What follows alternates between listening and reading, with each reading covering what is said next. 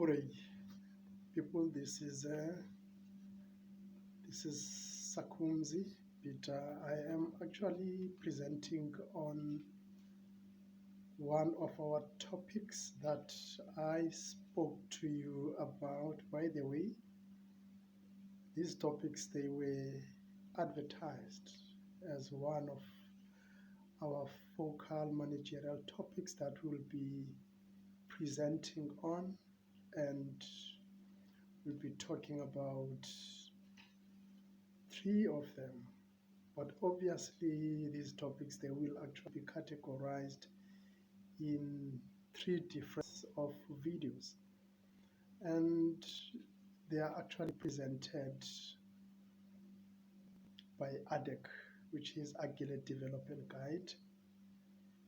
And the main objective of these topics is to actually, give new insights about, the upcoming, strategies on management.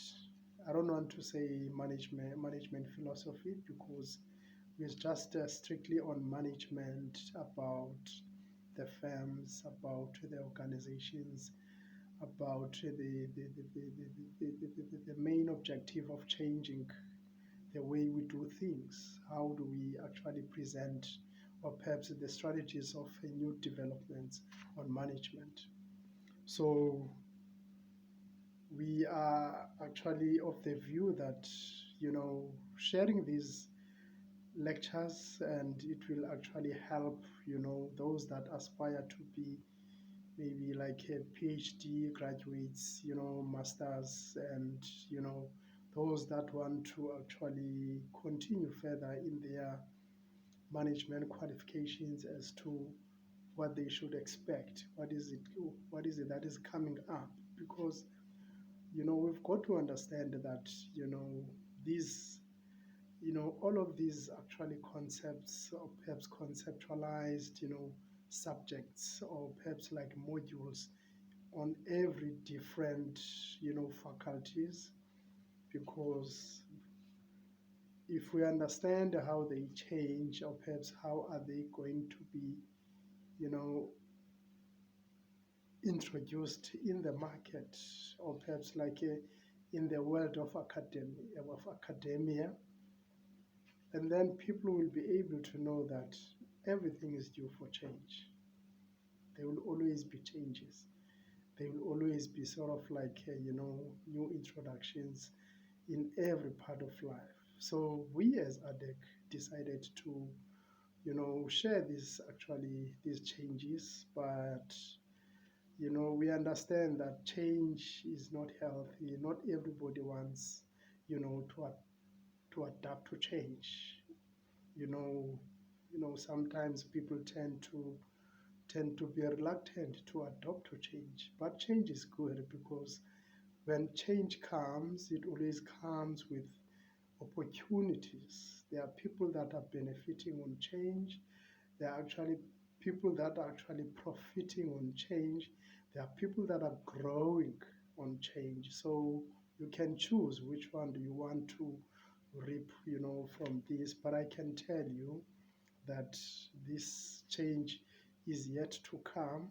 But we as ADEC, which is an organization that is, specializing in management, in economics, in philosophy, and various you know, other specialties that we specialize in. But today we are actually focusing on the managerial topics. It's three of them that we are going to share this term. And then on the following term, then we'll share the other four, which is it makes them seven. And then after that, and then we'll actually look at the feedback that we'll be getting from our viewers. And then, because sometimes people they give feedback on what we have actually shared. But now let me quickly go through to exactly what is our topic today. Our topic today is use self-managing teams. Use self-managing teams. Maybe I should actually state it clearly. Why have we decided to come up with with this actually line item, use self-managing teams. Because you know that in the world of management, everybody who is a manager by qualification, who is practicing as a manager in his profession in different types of organization and fields, they actually would be interested in wanting to know why are we actually coming up with this type of line item or perhaps topic. I can tell you now that, as far as you know, that there are actually many strategies that have been introduced in management. There's also different types of leadership in management. There's also different types of how to actually introduce fundamentals of management. But we decided to focus on this one, use self-managing teams. What do we mean by that? What do we mean by self-managing teams? You will remember that in many companies that are operating in different segments, you realize that most of the companies they use like sort of like titles. You'll get like maybe like a first line manager, you'll get a middle manager, you'll get a senior manager, you'll get like some of them will be termed differently to directors, and some will be termed chief executive what. But those are all managers. Those are all, it's just that it's how they are actually brought up as a hierarchy so that they can fit into the roles that they have to play. So we as Adeg have decided to come up with this one because these are the changes that will come, and we have to embrace these changes when they come. And when we embrace them, we've got to understand that they will actually make things easier. And when they make things easier, they will actually make job, specification more simpler, and the organization will progress, and the systems of the organization will actually come handy, and they will be able to fit in, and everybody will be able to set in nicely. So why am I saying this, that why am I bringing this topic? Self-managing teams, we're actually changing from titles.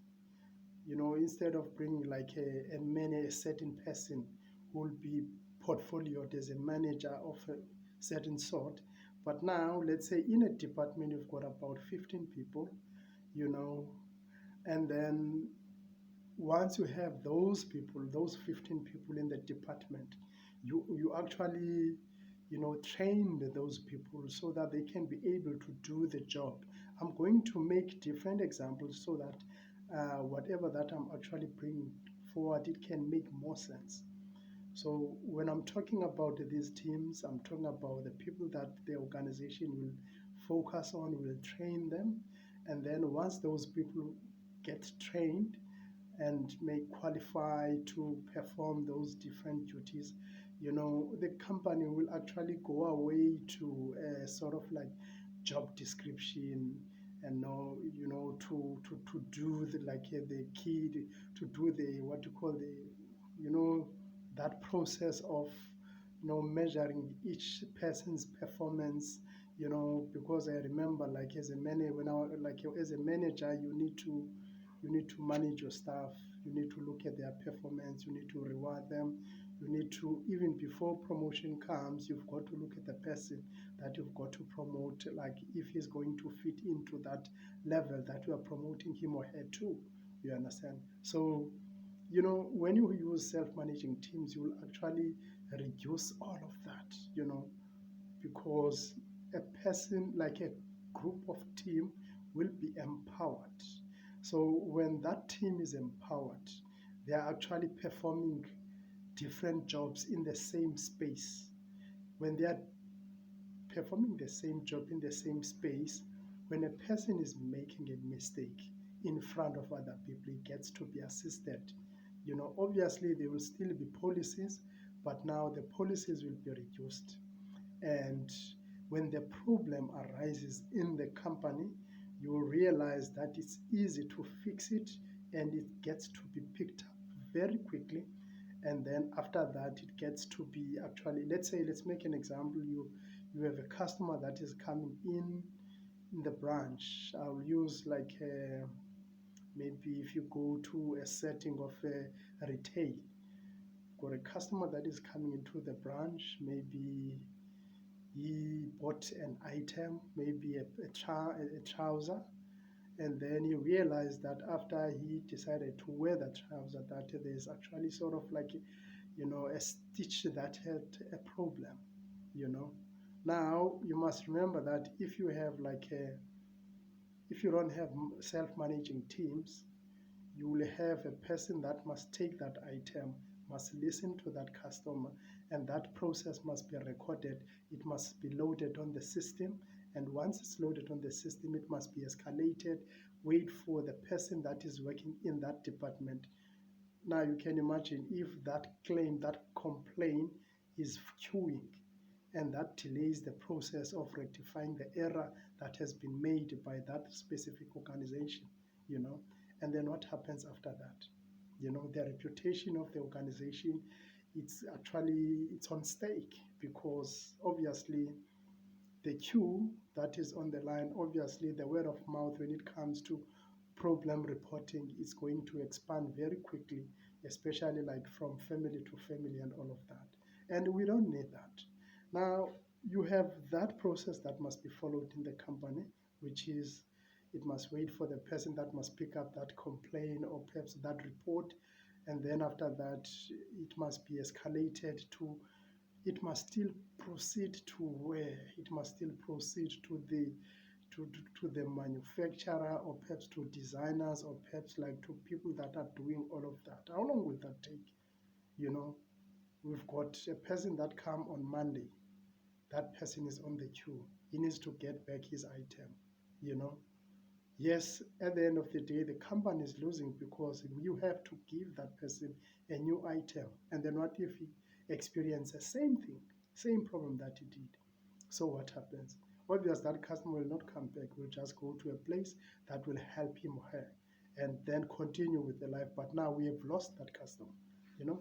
So now, when you have like a sort of like a self-managing teams, you take the problem from the customer, and then this gets to be channeled straight to the designers, and the designers, they quickly change that immediately. you know because everybody in that department, in that organization, they are actually, we don't have like perhaps like let's say a floor manager. We don't have like a receptionist. We don't have like an analyst. We don't have those things. We just have everybody.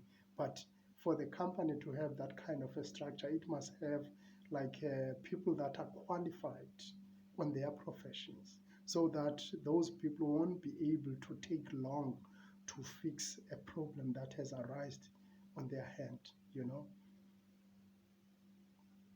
I'll make an example. If you look at the tech IT departments, you know, a specialist in a certain department, he takes the problem, he fixes it immediately. He doesn't have to escalate it. It gets to be taken to the back office, fixed it, come back after 7 days, come and collect your item, is done. There is no reporting and all of that. You know, obviously, if there is a retail, if the company is selling its products through the retail, that process has to be followed, and then it's going to mess up the reputation of a company. you know and let's go back to the other let's go back to the other example that I can make. You look at the football clubs.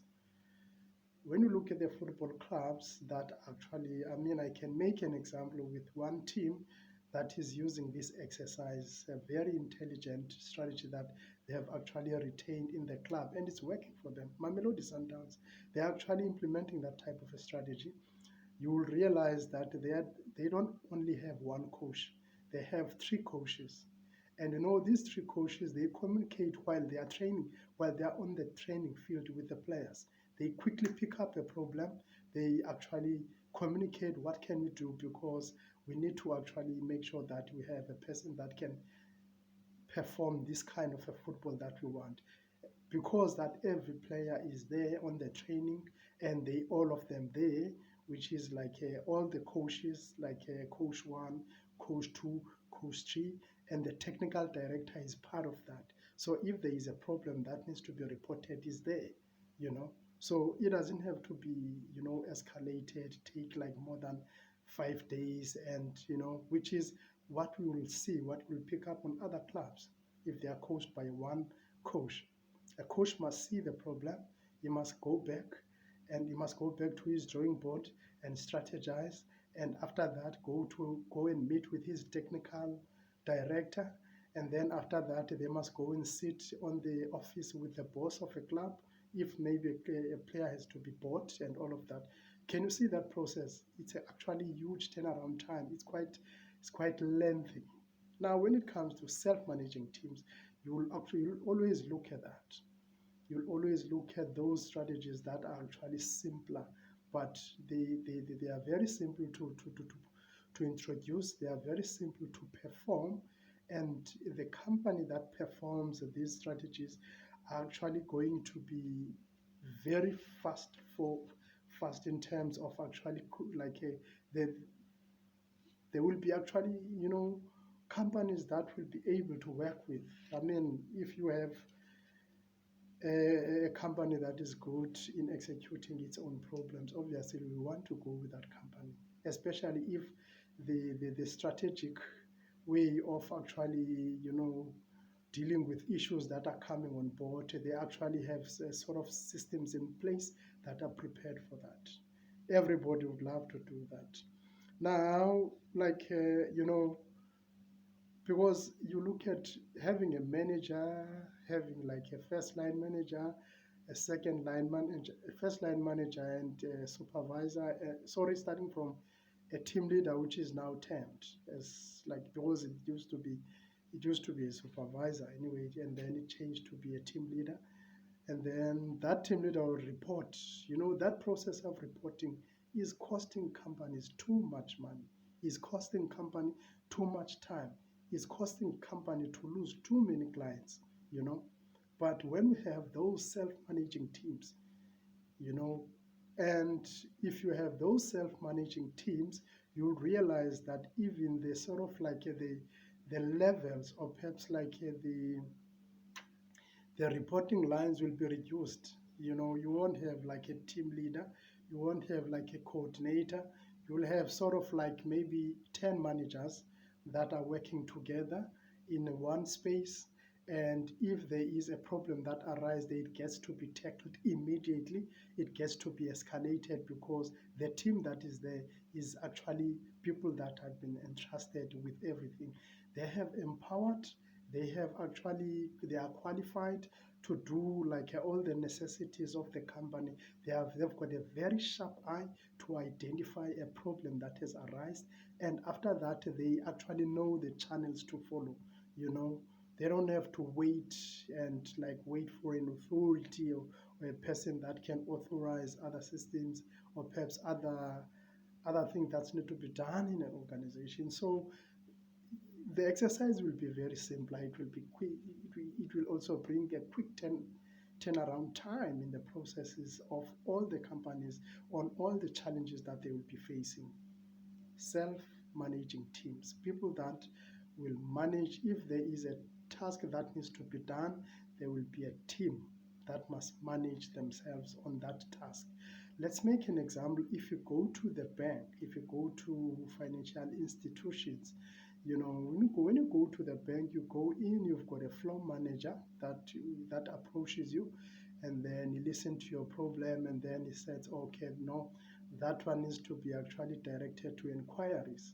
And from inquiries, that problem has to be actually tackled, and maybe after that you must go to the tellers, and after the tellers then you must go to the consultants. Can you imagine if you have one group of people that can listen to that problem, and then after that, let's say you come to that banking hall, and then you get to be approached by a manager by qualification, a consultant on the field that you are actually coming in. He listens to your problem, he knows exactly where to go. Instead of going all the process, going to inquiries, after inquiries to tellers, after tellers going to consultants, after going to consultants, they put you on the phone, and then you wait there, you speak to the person that will ask you other details, who assisted you, and then how long does that take a problem to be fixed?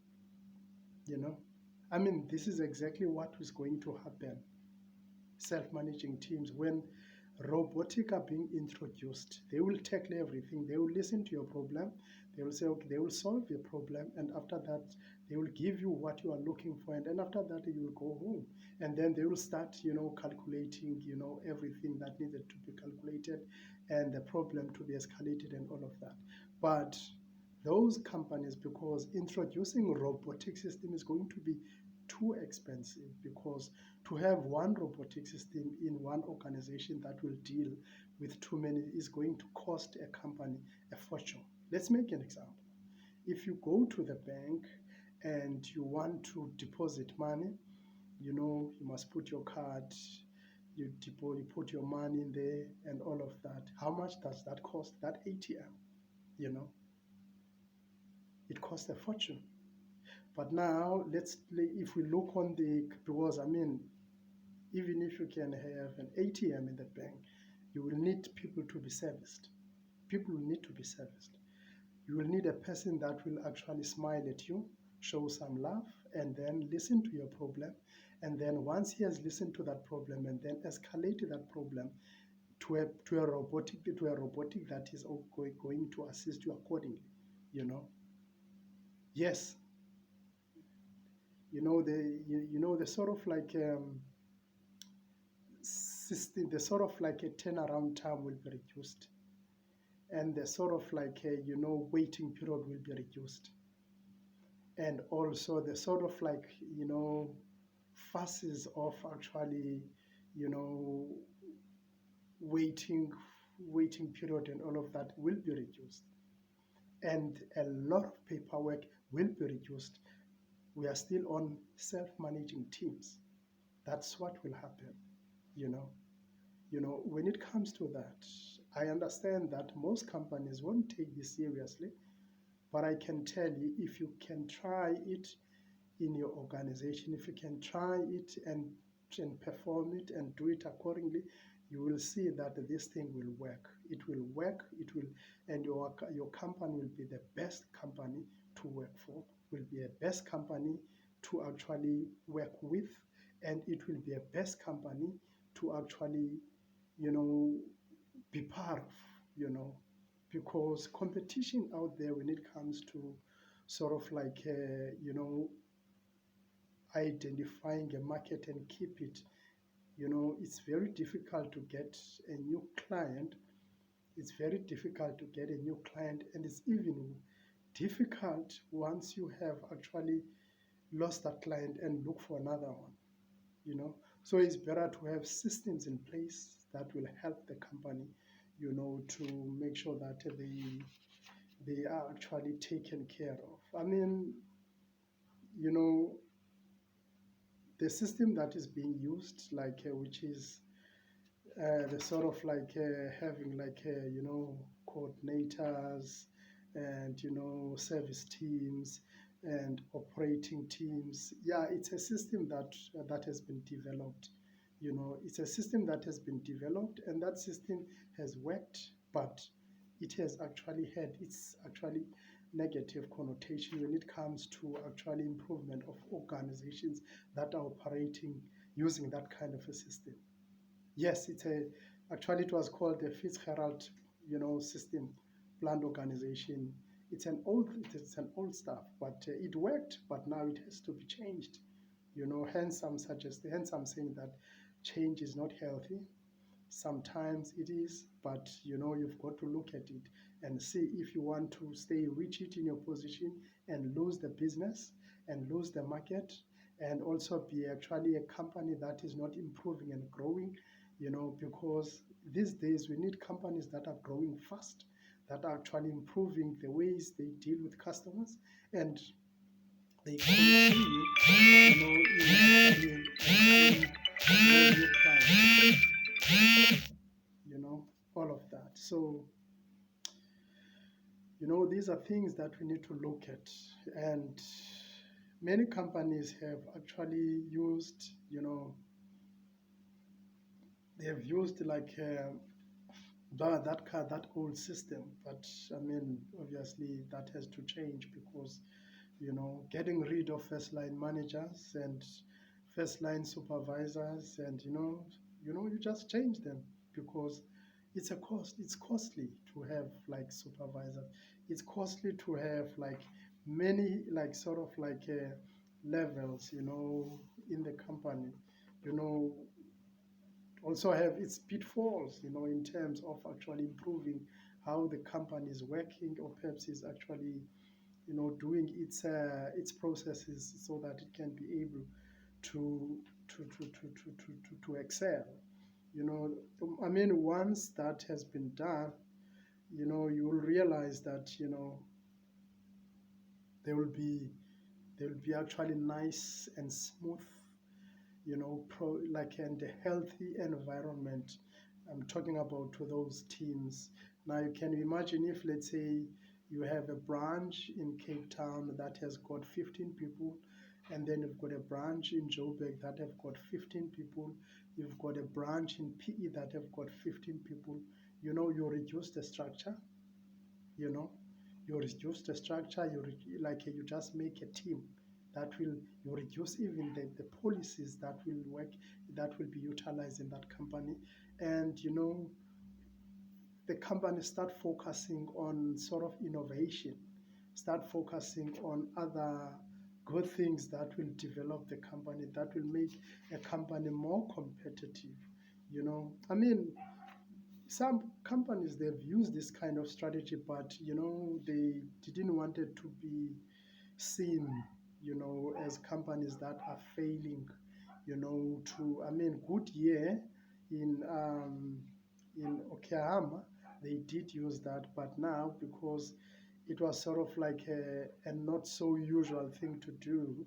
But I'm thinking that because I've been thinking about this, sitting in the boardroom of Adeg in my office, and then I realized that, what's going to happen now, because there are so many like changes that are happening in the market. How can we make a company more profitable? And how can we make a company more progressive? How can we make a company more innovative? And then, the reduction of people and the reduction of depression in the organization, because you realize that some of these companies, they've got like sort of like channels or perhaps departments that are dealing with depressed people, so you reduce that, and you kind of limiting the number of people that are booking off sick, because we are working in the same department as teams that are managing the processes that has to be taken at hand, and the company is growing, you know. So we finished that part, and I hope it makes more sense when it comes to self-managing teams. And it will benefit the company in a very bigger way, because, I mean, obviously, if you have a company that is progressing, and a company that is actually growing fast, and a company that is know how to handle its own processes, and doesn't have to be allow, or perhaps give opportunities to the market, or sorry, to the media out there, and gets to be reported as a poor performing company. I mean, even its employees, like they actually might, be seen as an employer not to work for, So reduce the, like let's reduce the, let's have managing teams. I want to focus on the other part, which is the second part of this chapter, is you know simply, just simply reduce the structure. Simply reduce the structure of the organization. I can tell you, before I get into that, before, the company used to have how many? The companies used to have about, you know, 5 levels. Used to have a foreman, used to have a person that the foreman must report to, which is a manager. And then after that, that manager must report to, that's a first line manager. and then it goes to a middle manager, and then after that it goes to a general manager. Can you see that? Foreman, middle manager, foreman, first line manager, middle manager, and then goes to a general manager, which is a senior manager. But then what happens when you have that kind of a sort of hierarchy that is structured in that organization? By the way, we're still operating with that because we've changed the term foreman to team leaders, because a team leader must report to the manager, and then that manager must report to another manager, and then that manager must report to a regional manager. You know, it's a waste of money. It's a waste of money to have a company that will have too many structures. You know, reduce the structure, simplify everything that is there. Now, my take as Adeg is that if you can reduce the structure of that organization from 4, and I remember that Peter Drucker, in one of his books, he suggested that at least 7 will be better, because at least now you'll have a sort of